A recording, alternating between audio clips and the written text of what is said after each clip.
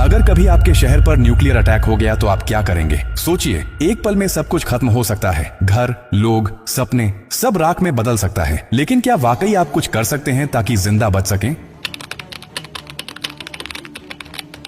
हाँ, अगर आप अभी से तैयार हैं, ये जानकारी जिंदगी और मौत के बीच की दूरी तय कर सकती है। क्योंकि जब एक न्यूक्लियर बम गिरता है तो सिर्फ धमाका ही नहीं होता, उसके बाद शुरू होता है वो खतरनाक खेल जिसे कहते हैं रेडिएशन फॉलआउट। और उसमें जो जिंदा बचता है वो भी धीरे धीरे मरने लगता है। सबसे पहले जानिए कि जैसे ही न्यूक्लियर बम गिरता है, एक तेज सफेद रोशनी आपके सामने आती है। इस रोशनी को देखना मतलब अपनी आंखों की रोशनी खो देना। आप अंधे हो सकते हैं, स्थायी रूप से। इसलिए पहला कदम, जैसे ही धमाके की खबर मिले या रोशनी दिखे, तुरंत जमीन पर लेट जाइए, अपनी आंखें और कान बंद कर लीजिए और चेहरे को किसी कपड़े से ढक लीजिए। ये पहली रक्षा है। अब सवाल उठता है कि कहां जाएं? तो याद रखिए, अगर आपके आसपास कोई मेट्रो स्टेशन है, बेसमेंट है, अंडरग्राउंड पार्किंग है, तो वहीं भागिए, क्योंकि जमीन के नीचे रहना न्यूक्लियर फॉलआउट से बचने का सबसे कारगर तरीका है। लेकिन अगर कुछ नहीं है तो अपने घर को ही शेल्टर बनाना पड़ेगा। सारी खिड़कियां, दरवाजे बंद कर दीजिए। हर छोटी छोटी दरार को भी किसी कपड़े, टेप या गत्ते से बंद कीजिए। हवा का एक भी रास्ता नहीं खुला रहना चाहिए। अटैक से पहले या जैसे ही खबर मिले, आपके पास सिर्फ कुछ मिनट होंगे। उसी वक्त पानी भरिए, बाल्टी, बोतल, ड्रम, जो भी है।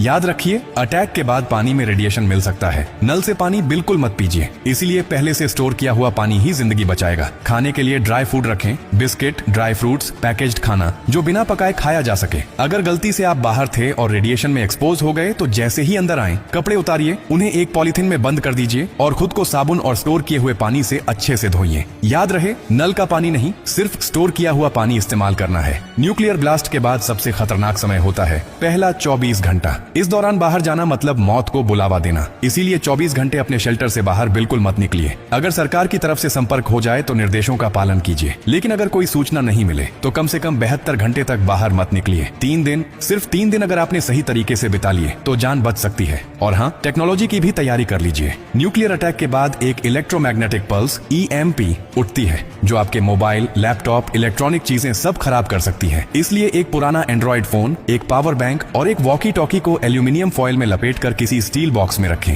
ये आपको बाकी दुनिया से संपर्क में रखेगा। सबसे जरूरी बात, घबराइए मत, पैनिक नहीं करना है। हर फैसला सोच समझ कर लीजिए, क्योंकि न्यूक्लियर अटैक एक टाइम गेम है। जो जितना शांत रहेगा, उसकी जान बचने के चांस उतने ही ज्यादा होंगे। और याद रखिए, ये जानकारी सिर्फ आपके लिए नहीं, बल्कि आपके परिवार, दोस्तों, पड़ोसियों और पूरे समाज के लिए है। क्या आप अकेले सुरक्षित रहना चाहते हैं? नहीं ना? तो इस जानकारी को हर उस इंसान तक पहुंचाइए जिसकी जिंदगी की आपको परवाह है। हो सकता है आपकी एक शेयर से किसी माँ का बच्चा जिंदा रह जाए, किसी पिता की आखिरी उम्मीद बच जाए, किसी बहन का भाई लौट कर घर आ जाए। और यही तो असली इंसानियत है। और हाँ, जब आप जिंदगी बांट रहे हैं तो एक वादा भी